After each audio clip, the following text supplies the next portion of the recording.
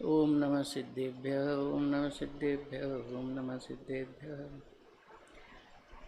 नमो रन्ताणं नमो सिद्धाणं नमो आर्याणं नमो वज्रायाणं नमो लोये सौवसाहुणम्। आदरणीय अध्यक्ष महोदय, मेरे साथी द्वय, उपस्थित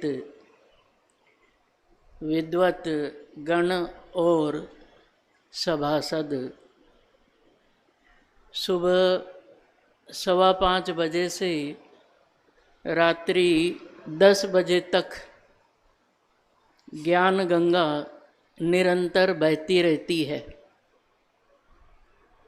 सर्दी में पानी पीने वाले थोड़े होते हैं, गर्मी में पानी पीने वाले ज़्यादा होते हैं, तो संख्या कम और ज़्यादा होती रहती है, परंतु ज्ञान गंगा तो निरंतर बहती रहती है। आज इस समय मेरा विषय 2 भागों में है। पहला तो ये कि सम्यक ज्ञान का अन्यथा स्वरूप, और दूसरा है सम्यक चारित्र का अन्यथा स्वरूप। टोडरमल जी ने 3 पृष्ठों में सम्यक ज्ञान का अन्यथा स्वरूप बताया है, और 11 पृष्ठों में सम्यक चारित्र का अन्यथा स्वरूप बताया है। 3 और 11, 14 पेजों का जो टोडरमल जी के द्वारा वर्णित विषय है, उसको 15 मिनट में समेटना है। 237 नंबर पर लास्ट में 37 नंबर का पेज निकाल लीजिए।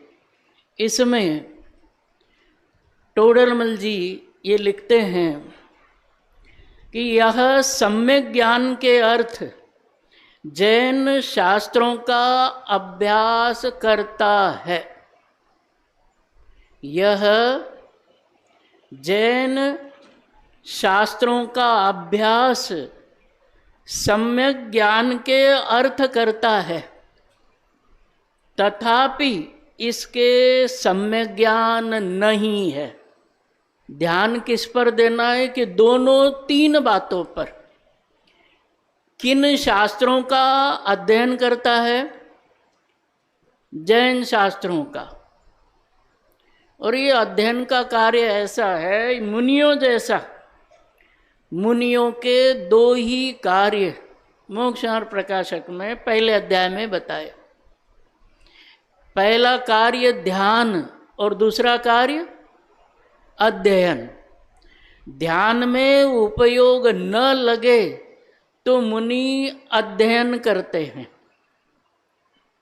ध्यान मुख्यतः है और उपयोग दूसरी भाषा में कहे तो अध्ययन करके मुनि आंगन में रहते हैं, और ध्यान करके मुनि घर में रहते हैं। और ध्यान और अध्ययन का संबंध ऐसा समझ लो कि घर आंगन जैसा, बाहर नहीं घूम रहे हैं, ऐसा यह जीव कार्य करता है। सम्यक ज्ञान के अर्थ, सम्यक ज्ञान के अर्थ जैन शास्त्रों का अभ्यास करता है। मूल बात ध्यान देने की ये है, तथापि इसके सम्यक ज्ञान नहीं है। क्या नहीं है? सम्यक ज्ञान के लिए प्रयत्न करता है, अध्ययन करता है, लेकिन इसके सम्यक ज्ञान नहीं है। क्यों नहीं है? क्योंकि उसके 5 आयाम, 5 बिंदु टोडरमल जी ने 235 से 237 तक बताए। पहले बिंदुओं को नोट करना चाहो तो दिमाग में तो कर ही लेना। पहला बिंदु है प्रयोजन पर दृष्टि नहीं है। शास्त्र का अध्ययन करता है, शास्त्र पढ़ता है, लेकिन बिंदु क्या है? पहला आयाम क्या है? कारण क्या है? कि प्रयोजन पर दृष्टि नहीं है। दूसरा 172वीं गाथा, दूसरा बताने से पहले पंचाष्टिकाय की 2 प्रकार के तात्पर्य बताए हैं। एक तो है शास्त्र तात्पर्य और दूसरा है सूत्र तात्पर्य। पहले बोल में 235 नंबर के पेज पर पहला बोल है, उसमें पहले बोल में शास्त्र तात्पर्य की बात है। और 301 नंबर के पेज पर टोडरमल जी ने 8वें अध्याय में ये बात लिखी है। 301 नंबर के पेज पर क्या लिखी है कि शास्त्रों के, वहाँ उपदेश शब्द का प्रयोग है, उपदेश का प्रयोजन तो इतना है कि यथार्थ ज्ञान और अध्ययन, यथार्थ श्रद्धान और ज्ञान करके 301 नंबर के पेज क्या प्रयोजन है? यथार्थ ज्ञान और श्रद्धान करके रागादि को मिटाना। उपदेश का प्रयोजन इतना ही है। और इस जीव ने 237 नंबर के पेज पर, 237 नंबर के पेज में है ना, दूसरे पैराग्राफ में क्या लिखा है कि इस जीव को ज्ञान कितना होता है। सचमुच में अब यहाँ बैठने के बाद पता चलता है कि कितना पढ़ा है और समय कितना कम है। 11 अंगों का ज्ञान भी अनंत बार हुआ है। मिथ्या दृष्टि जीव को 11 अंगों का ज्ञान, मतलब अपने को भी, स्वयं को, औरों की बात नहीं, 11 अंगों का ज्ञान अनंत बार हुआ है। 11 अंगों में पद है 4,15,02,000। उधर ज़्यादा नहीं जाएंगे क्योंकि गोष्ठियों से पूर्व जो जून की गोष्ठी हुई थी उसमें बताया था कि करणान योग में ज़्यादा नहीं जाना। 11,15,02,000 पदों का ज्ञान जीव ने अनंत बार किया। आज एक पद प्रमाण भी जिनवाणी नहीं है। एक पद में 1634 करोड़ 83,07,888 अक्षर होते हैं। वर्तमान में कुछ ज्ञान होता है तो कुल मिलाकर के ये समझना चाहिए कि कुछ भी नहीं है। और थोड़ा सा ज्ञान हो जाए तो तीसरे बिंदु पर आएंगे। पहला बिंदु क्या था कि शास्त्राभ्यास होने पर 235 नंबर के पहले पैराग्राफ में सम्यक ज्ञान के अन्यथा स्वरूप के पहले पैराग्राफ में ये आया है। क्या आया है कि प्रयोजन पर जीव की दृष्टि नहीं है। शास्त्राभ्यास का प्रयोजन क्या है? शास्त्राभ्यास तो करता है, लेकिन जैसे कहते हैं ना कि आयोजन में प्रयोजन को नहीं भूलना चाहिए, तो ये जीव वहीं भूल करता है। शास्त्राभ्यास के कारण से जीव उसमें मानादिक में, लोभादिक में फंस जाता है और पंडिताई उसके आगे आ जाती है।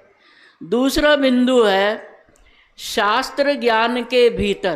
पहला तो है शास्त्र तात्पर्य वाला और दूसरा है सूत्र तात्पर्य वाला कि शास्त्र ज्ञान के भीतर मुझे कार्यकारी क्या है ऐसा अभिप्राय नहीं है। 5 भूलें हैं जीव की। शास्त्र ज्ञान के बाद अज्ञानी क्यों रहता है?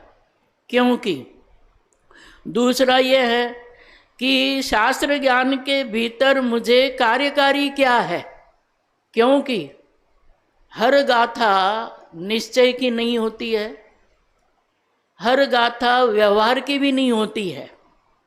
कहीं निश्चय का और कहीं व्यवहार का होता है। परंतु ये जो जीव है, जैसे मेडिकल की दुकान पर हर प्रकार की दवाई होती है, लेकिन हर व्यक्ति के लिए वही दवाई नहीं होती है कि कोई आ गया तो तू ये ले जा और कोई वो ले जा। किसी को सर्दी है तो किसी को बुखार है। मतलब दवाई, हर प्रकार की दवाई हर एक के लिए नहीं होती है।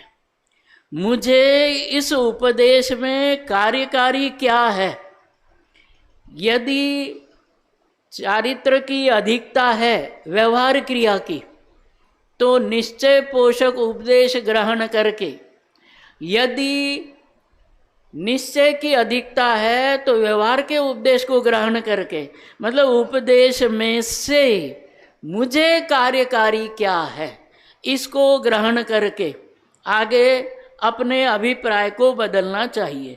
तीसरा 235 नंबर के पेज पर ही है, औरों को सुनाने का अभिप्राय रख करके। अभिप्राय किसका? कि औरों को सुनाने का अभिप्राय रख करके शास्त्राभ्यास करना। फिर चौथा बिंदु है 237 नंबर के पेज पर, शास्त्र ज्ञान के द्वारा यथार्थ निर्णय नहीं करना। शास्त्र ज्ञान के द्वारा निर्णय नहीं करना। शांति जी भाई साहब के मुंह से ही सुनी थी। 3 व्यवस्थाओं को जीवन में जरूर समझ लेना चाहिए। 3 व्यवस्थाएं, उनका निर्णय करना चाहिए, समझना चाहिए। पहली है विश्व व्यवस्था, दूसरी है वस्तु व्यवस्था, और तीसरी है अपने निज चैतन्य द्रव्य की व्यवस्था। ये 3 व्यवस्थाएं ज्ञान के द्वारा समझ लेनी चाहिए। शास्त्र ज्ञान के द्वारा इन 3 का निर्णय करना चाहिए। विस्तार के लिए समय नहीं है, संक्षेप में ही समझ लेना। क्योंकि देखो, अनादिकाल से आत्मा में ज्ञान है, लेकिन अनादिकाल से एक समय भी ऐसा नहीं आया कि ज्ञान में आत्मा आया हो। आत्मा में ज्ञान तो अनादि से है, लेकिन ऐसा एक समय भी नहीं आया है कि आत्मा में ज्ञान आ जाए। समो शरण में सदाकाल, पल्ले के असंख्यात्वे भाग जीव सदाकाल रहते हैं। और मुझे तो ये सभा, ये जहाँ भी शास्त्र सभा चलती है, ऐसा लगता है कि ये 8वीं श्रीमंडप भूमि के जीव है। क्योंकि दिव्य ध्वनि 1 योजन जितने क्षेत्र में ही खिरती है, पूरे 12 योजन में नहीं, 1 योजन में ही खिरती है। और वो श्रीमंडप भूमि में, और जो अंदर आते हो श्रीमंडप भूमि में, और जो बाहर घूमते हो मानंगन भूमि में। समोशरण का प्रकरण नहीं, उसमें से केवल अर्थ इतना ही लेना है कि ये जीव अनंत बार समोशरण में भी गया, और वहाँ इस जीव ने अनंत बार दिव्य ध्वनि भी सुनी, अनंत बार ज्ञान तो हुआ। और दीपचंद जी की भाषा में कहे तो एक बार भी ज्ञान की परिणति नहीं हुई। ज्ञान तो अनंत बार हुआ, लेकिन ज्ञान की परिणति एक बार भी नहीं हुई है। और दीपचंद जी के अनुसार कोई भी शास्त्र ज्ञानी जब तक ज्ञान परिणति नहीं होती है, तब तक सम्यक ज्ञानी नहीं होता है। आत्मा में ज्ञान है, इससे प्रयोजन की सिद्धि नहीं होती है। ज्ञान में आत्मा हो तो प्रयोजन की सिद्धि होती है। चौथा बिंदु है निर्णय का। पढ़े हुए ज्ञान के द्वारा निर्णय करना चाहिए 3 का, विश्व व्यवस्था, वस्तु व्यवस्था और आत्म व्यवस्था। वास्तव में यह जीव कषाय के कारण से अपने आप को ये मान लेता है कि मेरी बहुत ज़रूरत है, और मरने के बाद 2-3 दिन बाद आकर के देखता है जीवन भर मैं ये समझता था कि मेरे बिना नहीं चलता, और बाद में आकर के देखता है कि मेरे बिना तो मेरे से भी बढ़िया चल रहा है। बाद में पता चलता है, जीते जी पता चले तो कितना मजा आ जाए। समझ में आ गई बात। देखो क्रिया का प्रकरण भाई, अखिल क्रिया का भी 11 पेज का मैटर है। उसमें से केवल संकेत के रूप में थोड़ा सा समय हो चुका है, बात क्रिया की भूल की है। और 5वां बिंदु रह गया, वो बोल करके आगे चलते हैं। भाव भाषण वाला ज्ञान 11 अंग का हो चाहे 12 अंग का हो, उदाहरण के लिए मिथ्या दृष्टि को 11 अंग का होता है, लेकिन अंतरंग में भाव भाषण न हो तो टोडरमल जी ने 237 नंबर के पेज पर लिखा है, भाव भाषण के बिना पढ़ना तो ऐसा है कि तोते की तरह राम राम तो बोलता है, लेकिन राम का फोटो उसके सामने आ जाए तो चोंच मार देता है। ऐसा ही ये अब अपन 5वां बिंदु था भाव भाषण वाला। 238 नंबर के पेज पे सम्यक चारित्र के अन्यथा स्वरूप का प्रकरण प्रारंभ हुआ है। उसमें प्रसिद्ध प्रकरण है और उसमें लिखा है, जीव की बाह्य क्रिया पर दृष्टि है, परिणाम बिगड़ने सुधरने का भय नहीं है, अभिप्राय का विचार नहीं है, परंपरा से जो विचार होता है अभिप्राय का उसका नहीं है। और 4था बिंदु ये लिखा है, फल लगता है सो अभिप्राय में पड़ी हुई वासना का लगता है। एक बात बीच में ये है, द्रव्यलिंगी का लंबा प्रकरण आएगा, समय अधिक नहीं है। पहले गुणस्थान में 6 लिशाएं होती है, द्रव्यलिंगी भी पहले गुणस्थान वाला लेना। उसकी कषाय की मंदता इतनी कि वो ग्रहवेयकों में जन्म लेता है। उसमें उस प्रकरण में टोडरमल जी ने ये भी प्रश्न उठाया कि सम्यक दृष्टि 4, 5वें गुणस्थान वाला श्रावक सम्यक दृष्टि है, अधिकतम कहाँ तक जाएगा कि 16वें स्वर्ग तक जाता है, और ये मिथ्या दृष्टि बादशाह पहलवान कहाँ तक जा रहा है, ग्रहवेयकों में। मिथ्या दृष्टि है, मतलब बाह्य क्रिया की उपयोगिता अपनी जगह है, परंतु में बहुत दम है, वो संसार तत्व है। द्रव्यलिंगी मुनि संसार तत्व है। सबसे बड़ी भूलों में भूल देखो तो टोडरमल जी ने 2 जगह उसका उल्लेख, 2 क्या कई जगह उल्लेख किया है। पहले ये बताया, पहली भूल ये है, पेज नंबर और वो छोड़ करके बताता हूँ कि पुण्याश्रव तत्व में उपादेय बुद्धि और क्रिया में अहम बुद्धि, 2 भूलें हैं। कौन कौन सी? 318 नंबर के पेज पर द्रव्यलिंगी मुनि की महत्वपूर्ण 2 भूलें, शरीराश्रित क्रियाओं में अहंकार और पुण्याश्रव में उपादेय बुद्धि, ऐसा विपरीत अभिप्राय द्रव्यलिंगी का रहता है। और सरल भाषा में कहे तो द्रव्यलिंगी की सबसे बड़ी भूल क्या है कि उसके जीवन में, ध्यान से सुनना, कषाय की मंदता है लेकिन कषाय से भिन्नता नहीं है। द्रव्यलिंगी के जीवन में कषाय की मंदता तो है लेकिन कषाय की भिन्नता नहीं है। कषाय की मंदता के बल पर 10वें गुणस्थान तक जीव जाता है। 10वें गुणस्थान के अंत में ही तो कषाय का नाश होता है।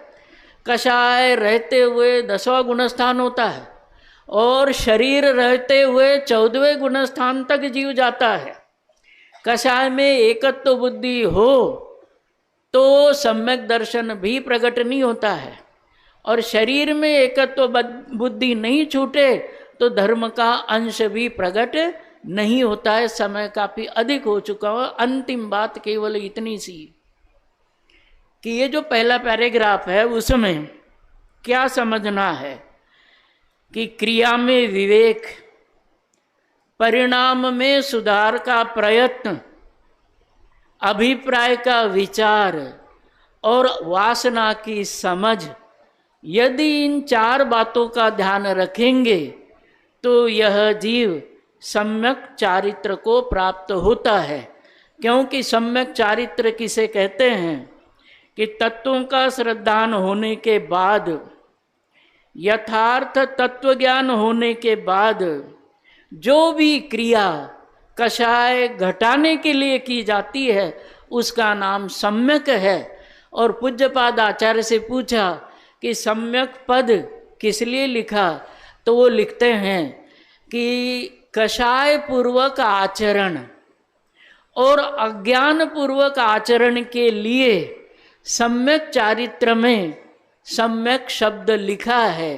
क्योंकि जिस जीव के महाव्रत होते हैं जरूरी नहीं कि उसका छठा गुण स्थान हो, लेकिन जिसका छठा गुण स्थान होता है उसके महाव्रत अवश्य होते हैं। अंतरंग से बहिरंग की व्याप्ति होती है। अंतरंग में ये जो महाव्रत है मंद कषायों में भी पाले जा सकते हैं, उसकी निवृत्ति के लिए सम्यक शब्द लिखा है। हमारे जीवन में भी जो भी यथायोग्य आचरण है उसमें सम्यक शब्द का प्रयोग हो जाए, जीवन सफल हो जाए, इसी भावना से अपना यहाँ का प्रसंग पूरा करते हैं। एक छोटा सा प्रश्न था भाई साहब कि द्रविलिंगी मुनि इतना उत्कृष्ट आचरण कर रहा है, 9वें ग्रेवियक जा रहा है, बराबर, फिर उसको संसार तत्व क्यों कहा है? जिसके उसके बारे में तो राकेश जी भाई साहब आगे यहाँ तक लिखा है। शांति जी भाई साहब ने परसों के प्रवचन में तत्व विचार में आपने उसे लिया था, बच्चे का उदाहरण जो दिया था उसमें यहाँ तक लिखा है, ज्ञान इतना कि 11 अंग तक का, और कैसा हस्तामलकवत, इतना स्पष्ट, और व्याख्यान की शैली इतनी जबरदस्त कि उसके उपदेश से दूसरों को सम्यक दर्शन हो जाए। मतलब समझाने की पद्धति इतनी, ज्ञान की अधिकता इतनी, फिर भी प्रश्न ये है कि उसको संसार तत्व क्यों कहा। ये उपचार के लिए भी नहीं कहा, वास्तव में ही है। क्यों कि अंतरंग में जो ज्ञान है, श्रद्धान भी है, सम्यक वाला नहीं, ज्ञान है, श्रद्धान है। टोडरमल जी ने तो बहुत लिखा है उसके बारे में कि उसको अन्य कोई अपेक्षा नहीं है, स्वर्गादिक के प्रयोजन से ही मैं इनको साधता हूँ, ऐसा उसका अभिप्राय भी है। मतलब स्थूल अभिप्राय की भूल भी नहीं है। लेकिन लिखा है आगे, पेज नंबर मिलेगा तो बता दूंगा कि ये क्रियाएं मैं करता हूँ, ये क्रियाएं मैं करता हूँ, इन क्रियाओं का वो कर्ता बनता है। जैसे उन्होंने उदाहरण दिया टोडरमल जी ने कि जैसे पहले, मतलब मुनि बनने से पहले मैं जीवों को मारता हूँ और मैं परिग्रहधारी हूँ, ये 2 शब्द लिखे, और दीक्षा लेने के बाद मैं जीवों को बचाता हूँ और मैं नग्न दिगंबर हूँ, ऐसा वो मानता है। उसकी मान्यता कर्तापने की सारे लक्षण संसारी जीवों के हैं, इसलिए वो संसार तत्व है, ऐसा मेरे समझ में आता है। क्या इस बात का उत्तर इस बात से दिया जा सकता है कि भवितव्य के अलावा इसमें और कोई दूसरा रास्ता नहीं है? क्योंकि प्रयत्न पूर्वक, विकल्प पूर्वक तो कुछ दिखाई नहीं देता जिसको वो ठीक कर ले। बराबर, भवितव्य तो टोडरमल जी ने कहा है कि जैसा हुआ वो हो गया, जो होनार। दूसरी बात ये है कि एक प्रश्न क्रॉस में अपन ये करते हैं, मतलब इससे जुड़ी हुई बात, क्या यह जीव अभी सम्यक दृष्टि हो सकता है नहीं, लेकिन हो सकता है नहीं, हो सकता है। होने में दिक्कत क्या है? करता नहीं या कर सकता नहीं। तो वो जो वज्रजंग राजा का उदाहरण आता है ना कि कमल में पड़ा हुआ जो भंवरा है मर गया, क्या वो उस कमल से बाहर आ सकता है या नहीं आ सकता है? क्या आ सकता है, लेकिन आता नहीं है, मुझे यूं लग रहा है। अध्यक्ष महोदय कुछ इस पे एक वाक्य पूरा कर लूं मैं कि ये क्या द्रव्यलिंगी मुनि अपने भूल को सुधार सकता है या नहीं? और जो करणान योग में ये बताया कि पहले गुणस्थान से सीधे 7वें गुणस्थान में आता है, तो कोई ऐसा ही बाहर में निरतिचार पालन करने वाला जीव ही तो होता है। मतलब ऐसे जीव भी हो सकते कि जो अपनी भूल सुधार कर सकते हैं। हाँ,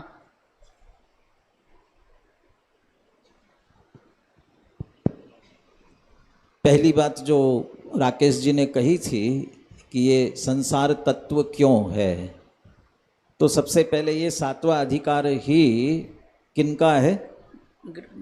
मिथ्या दृष्टियों का है। जैन और जैन हो भले ही, हाँ, लेकिन मिथ्या दृष्टि है। और मोक्ष मार्ग तो सम्यक दर्शन से प्रारंभ होता है। भले ही चाहे जितनी ऊंची पदवी ले ली हो, तो भी मिथ्यात्व है तो संसार ही है। इसलिए संसार तत्व में ही क्रिया देखने से क्या होगी बाहर की, वह सम्यक दर्शन से मोक्ष तत्व प्रारंभ हो सकेगा। इसलिए वह भी वह संसार तत्व में ही है। दूसरी बात भवितव्य की बात, वो तो भवितव्य तो सब बातों में लगेगा, लेकिन वो ये सोच करके उसने बाह्य की क्रिया नहीं अंगीकार की है कि मेरे जीवन में जो होगा सो हो जाएगा, ऐसा सोच कर नहीं लिया है उसने। तो इसी से मुक्ति होगी ऐसा मानकर, और वो तो समझ रहा है कि मैं पुरुषार्थ कर रहा हूँ, ये मेरा पुरुषार्थ है। अब फिर भी उसकी गलती रही तो क्या हम उसको भवितव्य क्या करें? सब कर रहा है फिर भी नहीं हो पा रहा है। बहुत से बालक ऐसे होते हैं ना, बहुत कोशिश करते हैं, पढ़ाई बहुत करते हैं, लेकिन उनके अंक नहीं आ पाते हैं, तो क्या कहेंगे? क्या करे, बेचारे का भवितव्य है। ऐसा नहीं है, उसकी बुद्धि की कमजोरी है। इसलिए बाहर का प्रयत्न करता हुआ भले ही दिख रहा है, लेकिन अंदर वो कमजोरी है। ऐसा ही 9वें अधिकार से जाकर के 2 वाक्य बहुत अच्छे, 2 पॉइंट बहुत अच्छे कहे थे। वो जो द्रव्यलिंगी है उसकी 2 भूलें, क्रिया में अहम बुद्धि और पुण्याश्रव में उपादेय बुद्धि, ये दोनों जीव अजीव तत्व और आश्रवन सबके संबंध में विपरीतता हो गई ना, तत्वार्थ के संबंध में विपरीतता हुई। तो ये श्रद्धान्वन नहीं कर पा रहा है। थोड़ा विषय से हट करके एक बात कहता हूँ, माने यहाँ प्रकरण में नहीं, इसलिए जीव जीव अधिकार के प्रारंभ में अमृतचंद्र आचार्य जो आत्मा नहीं और पर को आत्मा मानते हैं, ऐसे जो परात्मवादी अन्य मत वाले हैं, उनके लिए ये कहा, बहुत कठोर शब्द का प्रयोग किया, जब चैतन्य स्वरूप आत्मा है तो उसे उस चैतन्य लक्षण से उसका निर्णय क्यों नहीं कर पा रहे हैं? वो कहते हैं क्लीबत्वेन। किस कारण से? ये नपुंसकता है, पुरुषार्थहीनता है, वे पुरुषार्थ नहीं कर पा रहा। अब दूसरी तरफ आप कहोगे कि मत खड़ा किया है दर्शन इतना बड़ा, और पुरुषार्थहीनता, सही दिशा में पुरुषार्थ नहीं हो पा रहा है, इसलिए वो सम्यक निर्णय की अपेक्षा अपन पुरुषार्थ की कमी कहेंगे। सही दिशा में पुरुषार्थ वो नहीं कर पा रहे हैं।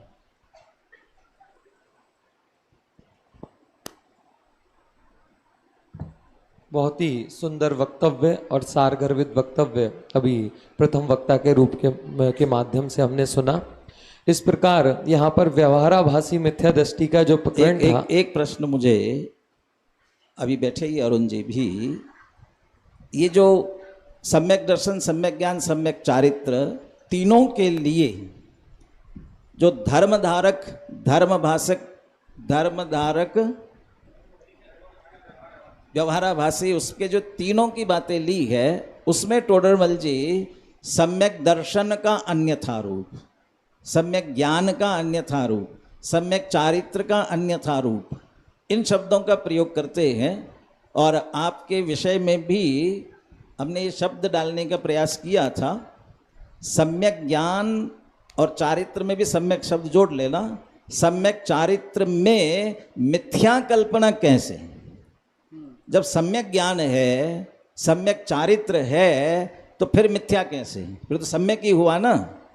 दूसरी तरफ टोडरमल जी ये कहते हैं सम्यक दर्शन, सम्यक ज्ञान, सम्यक चारित्र का अन्यथा रूप। आज सम्यक ज्ञान और सम्यक चारित्र की बात है। हम सम्यक ज्ञान का अन्यथा रूप क्या होगा? क्या होगा? मिथ्या ज्ञानी होगा ना। ऐसे सम्यक चारित्र का अन्यथा रूप क्या होगा? मिथ्या चारित्र। तो फिर मिथ्या चारित्र लिखते हैं ना, सम्यक ज्ञान का अन्यथापना ऐसा क्यों लिख रहे हैं? मुझे तो ये लगता है उनका ज्ञान और चारित्र दोनों ही आगम के अनुसार है, इसलिए मिथ्या कैसे कहा जाए? आगम के अनुसार है, फिर मिथ्या तो नहीं है। फिर मिथ्या कैसे कहा जा रहा है? वो आगम के अनुसार तो सही है, लेकिन ये सही प्रयोजन समझ करके सही जो निर्णय करना चाहिए ये इसकी भूल रही है, तो ये इसका अन्यथा प्रयोग कर रहा है। किसी को कोई दवाई रिएक्शन कर जाती है, इसका अर्थ दवाई गलत नहीं होती है, या तो उसने लेने में गलती की है या उसके शरीर में उसके ग्रहण करने की इतनी ताकत नहीं होगी, तो दवाई की गलती नहीं है। इसलिए वह सम्यक ज्ञान और सम्यक चारित्र आगम के अनुसार तो सही है, इसने उसका अन्यथापना ग्रहण किया हुआ। स्वामी जी ने उसके लिए आगम के अनुसार है, इसलिए निरतिचार है, कोई वो नहीं है, लेकिन मोक्ष मार्ग को नहीं साधता। इसलिए कल के प्रवचन में स्वामी जी ने अचारित्र शब्द का प्रयोग किया। कु कह नहीं सकते, आगम के अनुसार है। आगम के अनुसार होने से कुचारित्र नहीं कह सकते। मोक्ष मार्ग को नहीं साधता, इसलिए सम्यक चारित्र नहीं कह सकते। इसलिए कल के स्वामी जी के प्रवचन में आया था कि ये अचारित्र है, तीसरा शब्द। ऐसा ही श्रद्धान ज्ञान दोनों में लगा अन्यथा शब्द इसलिए